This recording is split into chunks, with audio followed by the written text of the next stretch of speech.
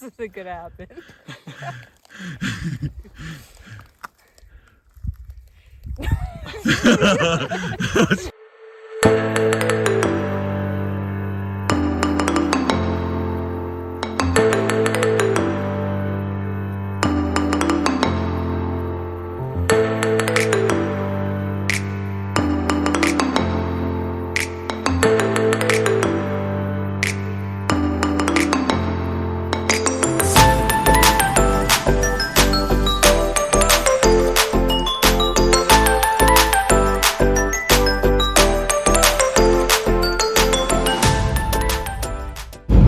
All right, first day of my elk hunt. I got a cow tag here in Arizona, and we got the infamous colorblind CK.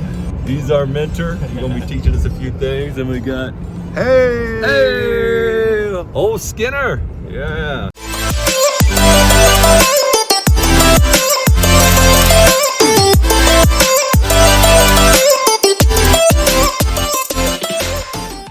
First stop here in Arizona.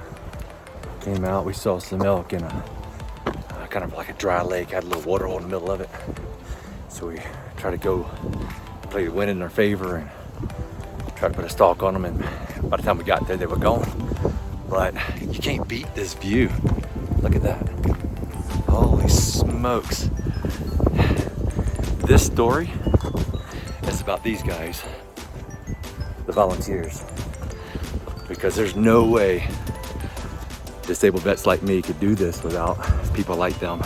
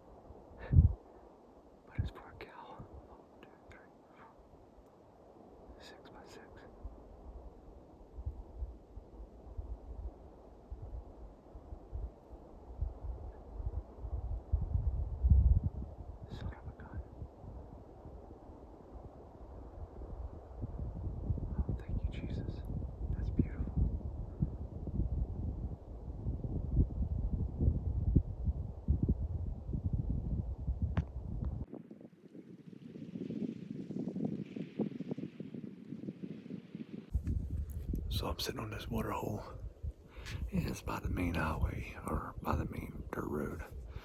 And I saw that big 6x6 come across right in front of me.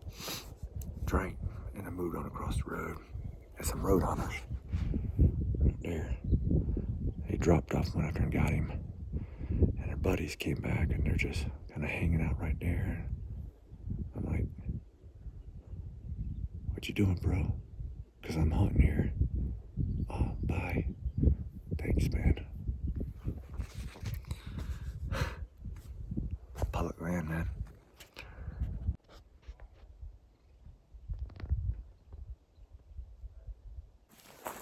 Alright, day 2 of our elk hunt for a cow elk.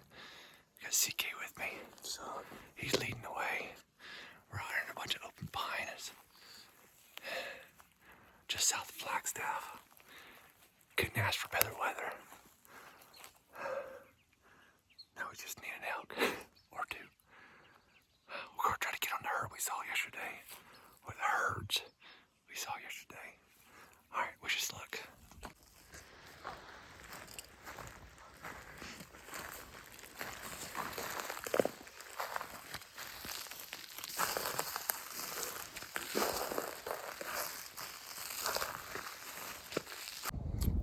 So we called in a couple cows. I mean, within 30 seconds, they were on top of us. I was ready. but the way they came in from my left, and I was fully exposed. My buddy, CK, he wasn't able to range them. I was guessing them about 40 yards, roughly, 40, 45. But it was really cool because as they came in, one would look away and one would look forward. And I didn't really ever have a chance to draw. So I was waiting for them to cross across a group of trees so I could pull back then.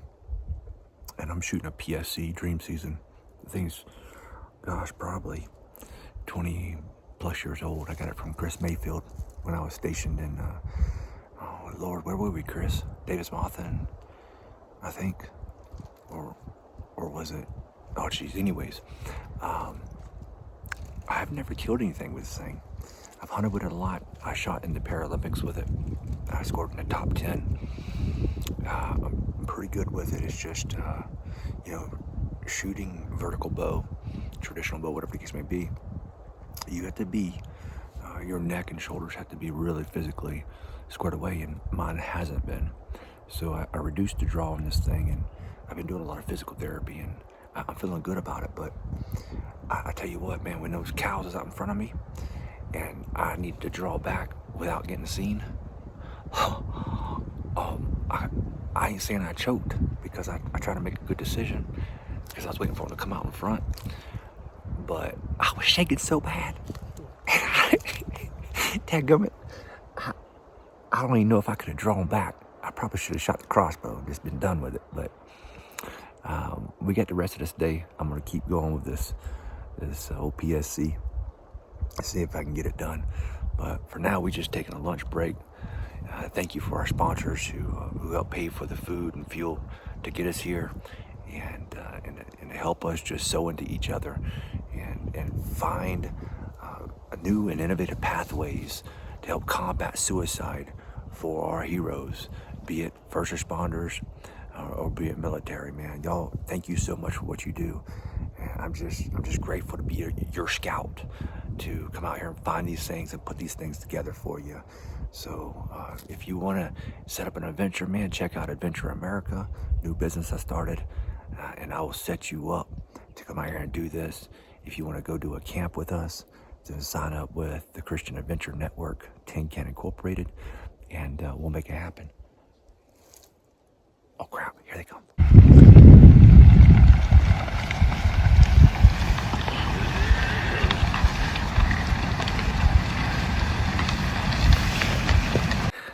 Okay, so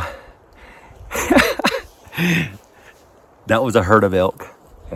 We heard them coming, and they were on this hillside right here, and they were coming up and down, and my guy CK ranged them at 80 yards. I had bumped up a little bit, so I had them at 75 broadside.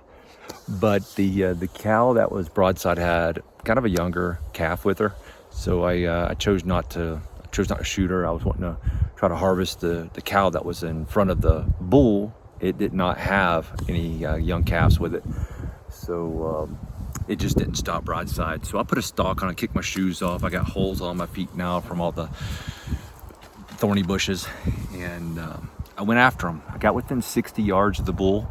He was broadside, wide open, and he's a little 5x5.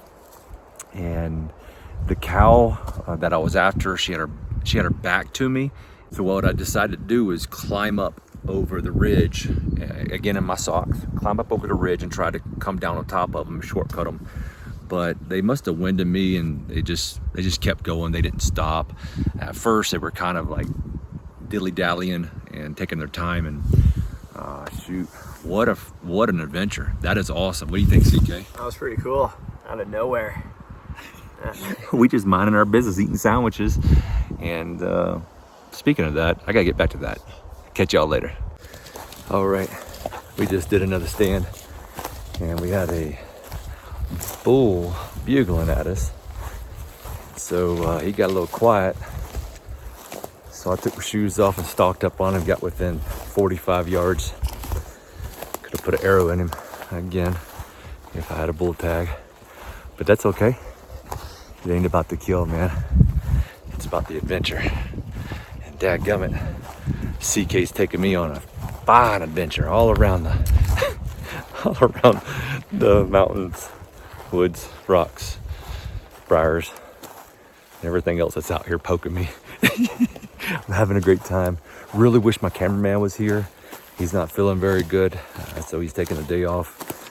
And yeah, it's if you guys aren't getting that kind of footage, that's why. It's really impossible for me to hold my phone and my bow and my trigger and everything all at the same time to video the things that I'm experiencing.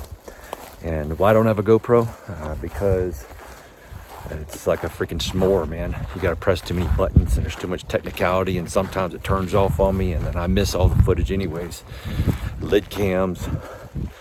I couldn't find my charging cord. There's 100 different reasons why I just use my phone. The number one is it's just simple. It captures good data, good footage, and it ain't real technical. And so, hey, I'm an outdoorsman. I may have a PhD, but at the end of the day, man, I don't really like that much technology, just the basics. And so I appreciate it and I value it. It's just not who I am. This right here, that's who I am. Let's go. All right, we're back. Day 3, baby. We just got into a big herd out on the lake, dry lake. And that's what we were missing. We were doing some calling and they were responsive, but they didn't come all the way in. So they went to the other side of the lake, and that's where we're at. We're in pursuit, baby. Got the cameraman with me. Y'all see that taco back there? That got us going. That's CK's blood.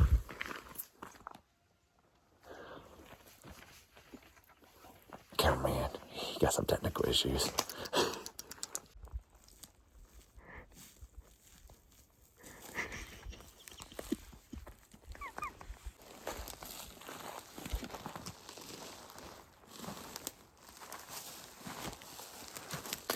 Here's a message to all the non-hunters who like to go out and camp and stuff. Hike, bike, whatever the case may be. If you don't hunt, I encourage you to check the hunting regulations, find out what season it is, wear fluorescent orange if you're in the woods during rifle season, you want to camp.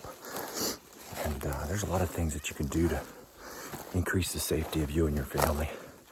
But learning to hunt rules and regulations and the seasons, just the seasons alone, will be kind of helpful for not just you and your family, but for other outdoorsmen who are hunting, so you guys don't step on each other. More power to you, man. Get out there and go camping.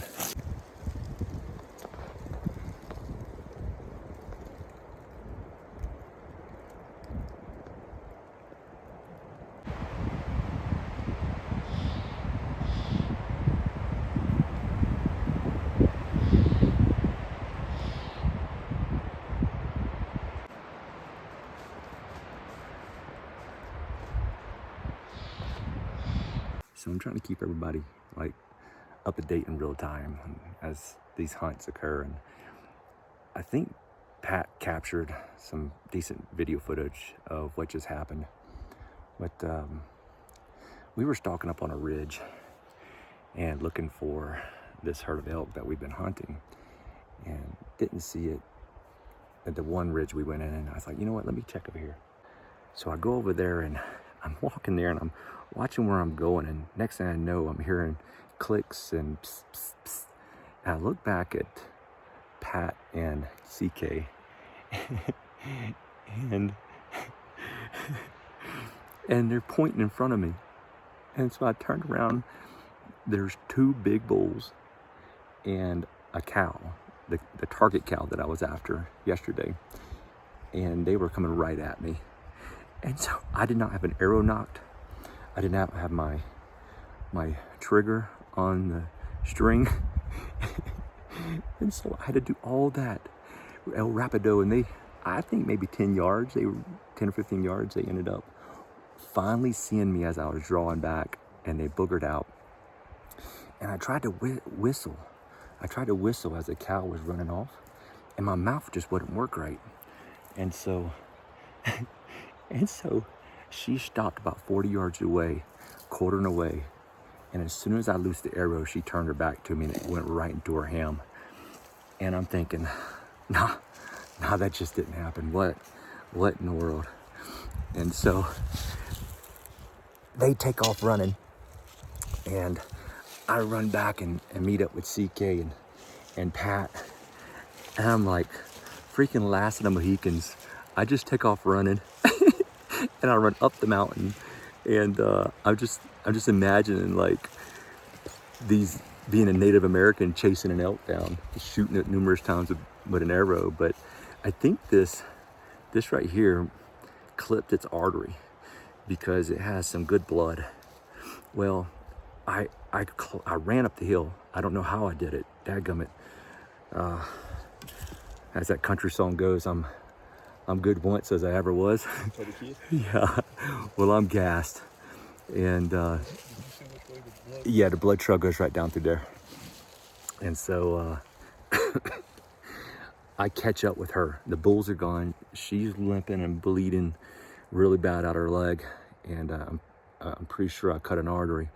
But I tried to put another arrow in her and it just didn't work out. I nailed a tree, busted my broadhead. And I'm just grateful for this opportunity, man. And I pray that, you know, she bleeds out quickly.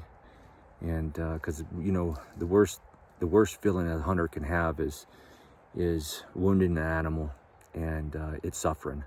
And so sometimes it happens and you just try to catch up with it as soon as possible, or just make the right play. And right here, right now, the right play is let her calm down and let her bleed out. And so that's what we're gonna do. Okay. All right, so we did a reverse track on this cow that I shot. Remember, I went up over the hill, and so these guys tracked the blood to where I was on the blood trail. And so we did a back track. When I say we, I mean Pat Skinner. And he was looking for the arrow, and it took him about an hour, but he reverse tracked it all the way back to the arrow. So check it out. You went all the way, you got meat all the way up to here. Nice. Couldn't let Buster down. What you think? Thinking your broadhead didn't open. Oh, no, it opened. Ain't that supposed to open too? Yeah, it pops open. What you think about it? I think that if you put enough time and effort into anything, you'll be successful. That's right. Words of a victor.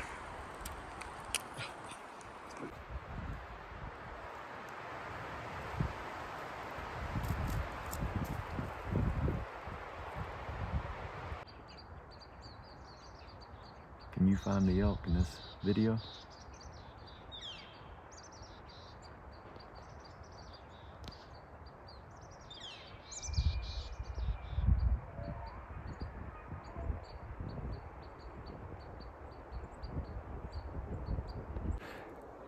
So, the story of this hunting trip is about the wind. And the weatherman say, yeah, it's coming out of the northeast, or it's going to come out of the southeast, or whatever. But what's really happening is it comes out of northeast for like a minute, and then southeast, and then southwest, and then west north, and then north south, and it just keeps swirling and twisting and going back and forth. Come on, weatherman, y'all can do better than that. Keep that wind blowing in the straight direction. My guy CK brought my stuff. I was out here barefooted, trying to stalk us some elk. Thank you, CK. Yeah, for sure.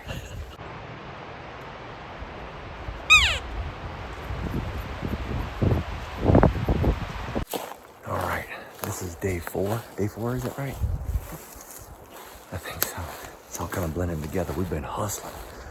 Put in basically 10 miles yesterday. And the vertical bow just proving to be a little more challenging than I'm physically able to handle. So I went with the Bear crossbow. Thank you, Bear Archery, for your sponsorship of the Christian Adventure Network. We really appreciate you, man. We're gonna rock this crossbow. Gonna try to get us a nanny. Old cow elk today. And put some meat in the freezer for the family. And I'm just so grateful for the volunteers that's helping put this thing together for me. All right, here we go.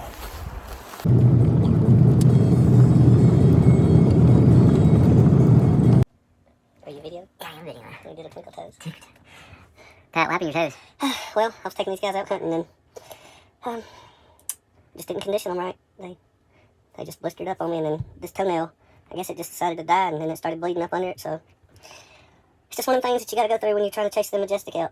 Do you think that all elk hunters should get manicures before or pedicures before they go elk hunting? No, I don't think so. I think that all elk hunters should walk in the boots that they're going to wear for at least 25 miles prior to coming elk hunting. That's very philosophical. Yeah, because the first 3 days I put 25 miles on, and this is what happens.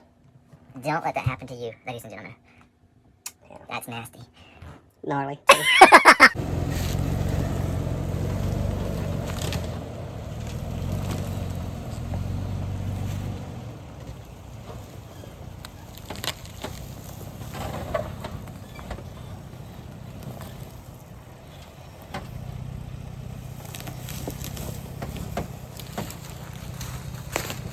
What do you think about that pucker factor?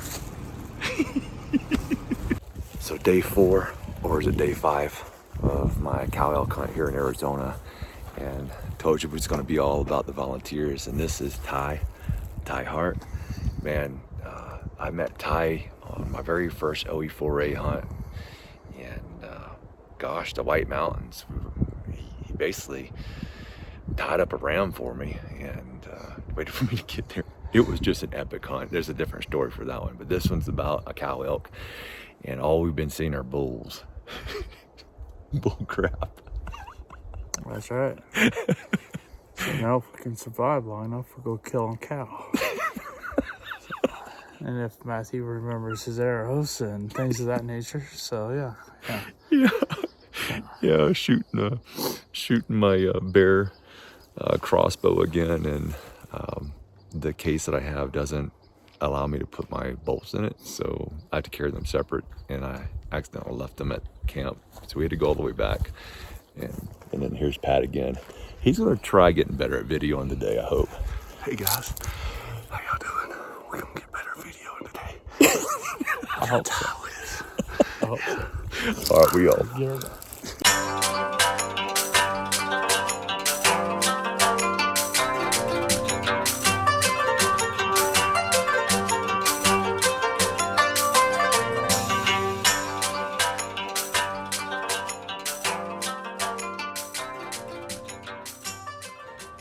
So I find myself in a dilemma. We're on public land. And in Arizona, it's a first come, first serve. There's a water hole right out here that I wanted to sit for the afternoon because it's a full moon. We believe the elk are gonna come in about midday. And so I get here and this guy has a blind up. And it's an awesome blind. I mean, it's brushed in. The guy knows what he's doing.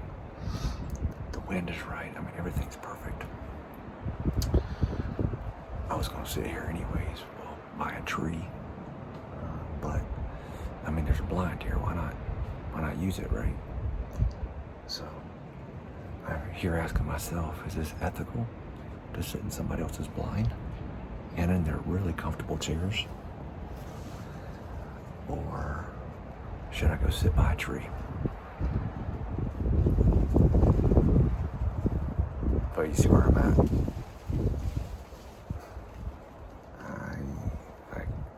I'll see how it works out. We'll see. So, if I can kill an elk and get home to my wife, then it's worth the boundary to be dancing on. So, all right, wish me luck. All right, so I'm sitting here at this blind that I'm borrowing from a couple people.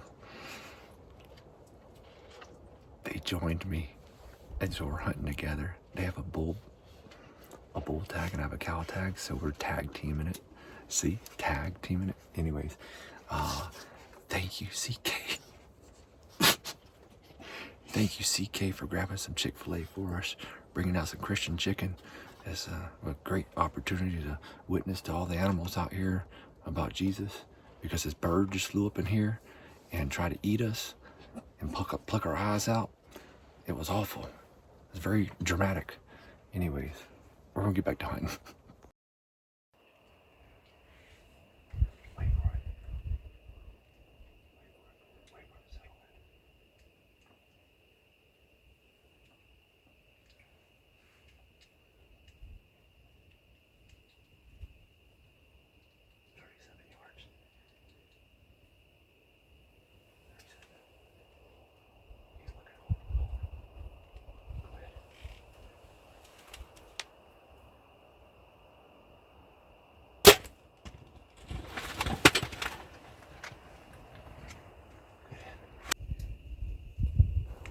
Man, we just had a big old bull come in, and you know my luck. I have a cow tag and I see a bunch of bulls. Fortunately, I had someone with me with a bull tag, and she just laid it on him. Oh man, how exciting is that? It's a dead bull. We just gotta go find it now. All right, and we're waiting on a cow, so we'll see how it goes. Bye-bye.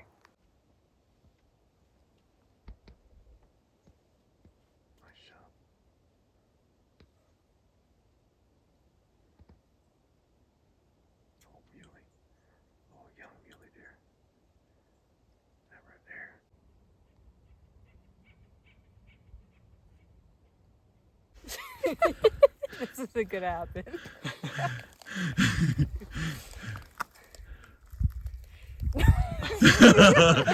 Speechless. First archery bull. Huh? Anything else to add to that? First bull ever. First bull ever. And here's our food guy. Hi. DoorDash. The hero is here. Awesome. How do you feel? Still shaking again. Yeah? You've overcome a lot. I'll show the boys how it's done. Now we gotta go get the boys. That's right.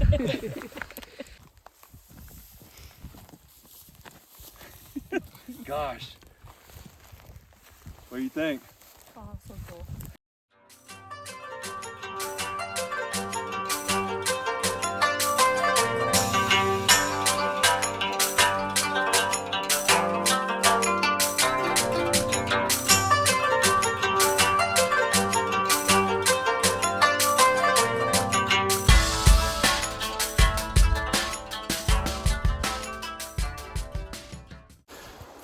So we just called a group in for cows and a bull, and my guy back here was ranging. It's been 6. It's been 6 days. Oh yeah, 6 days. 6 long days. Archery cow hunt. If you want a challenge, that's where it's at. If you're part of the Tin Can crew, please don't put in for archery cow tag. It's way too much work. I mean, we've had 10 bulls. 10 bulls we could have killed. Easy. I was with a young lady last night. I'm just in a bull magnet. I don't understand, because she killed it right in front of me, and I was like, okay, now here comes a cow. And that daggone cow got the Holy Spirit notion and moved on. I mean, there was no wind, there was nothing. It's just like, oh, like Jesus done told that cow, go on, it ain't done yet. I'm still working on Matthew. But today was a hard day, man. Day 6 in the grind here in Arizona. The volunteers, man. I mean, CK has given up 6 days of his life to be out here with me to get a cow elk. And y'all just don't understand how impactful that is to me, for someone like CK, a young man, 20 years old, good looking fella, could be out chasing women, you know, but he's sacrificing that time to sow into someone like me, man. And our organization, Tin Can Incorporated, is just full of amazing people like CK and Ty, very emotional moment for me, man. Thank you, CK. Sure, it was a good time. We need to put an elk right here on a Saving Heroes shirt, because we just got it done here in Arizona. Yes, sir. Got the bags. We got Ty Hart, and Pat Skinner. They coming out to join us with the pack out. All right, hope we won't break no ankles or hurt ourselves anymore. Gotta be ready for the woman at home, baby. Yeah!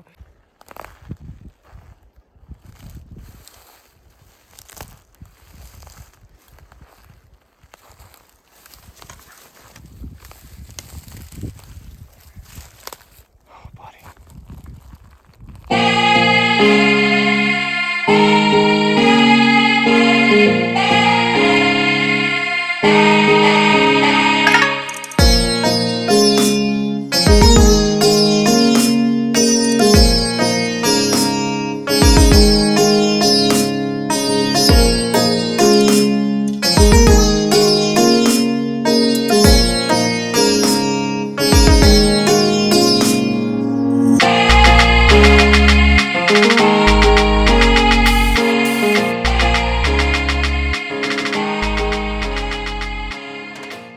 By this time, you know that we've harvested an elk, a cow elk, and we try to always harvest everything that's edible.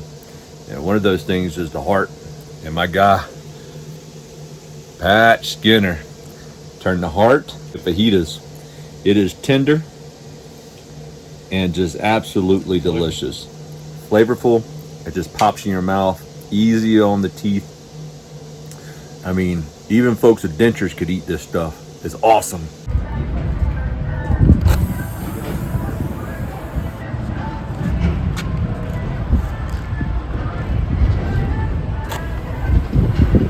What you doing, Pat? Oh, just repairing this tire.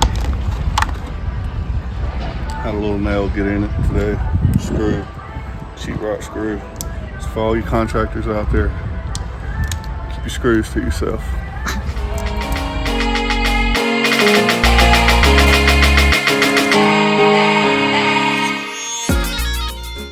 Pat, Yeah. we drove until 4 o'clock yesterday.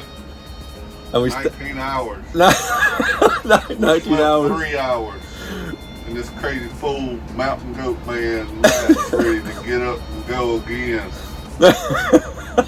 No coffee for you.